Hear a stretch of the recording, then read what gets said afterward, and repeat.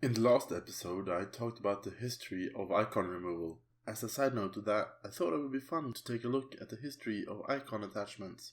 You know, those neutral attachments that gives an icon to attached character. In the second edition, we know them as Serious Training, Littlebird, and Noble Lineage. Those are actually almost straight reprints from the first set of icon attachments from the Westeros edition.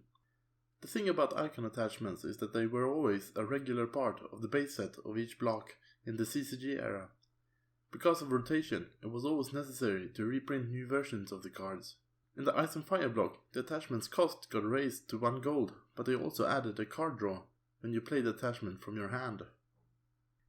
In the Valyrian block, they once again cost 0, and this time they got to sport the new setup keyword which allowed them to be played during setup.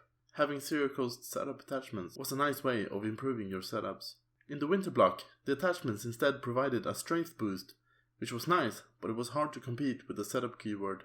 For the Iron Throne block, the attachments got a new useful ability, since you can now move them to a different character once per phase.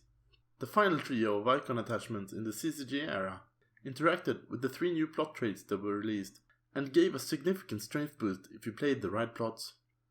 Once the game moved over to the LCG era, there was no longer a need to release regular cycles of these attachments, since there was no rotation.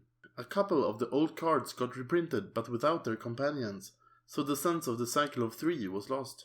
In addition to these cards, there were also a couple of other reprints of cards that gave icons that had not been part of these previous cycles. So there we have it, a look into how a small little card type still provided a fun design space throughout the years. Until next time, this is the Copperlink.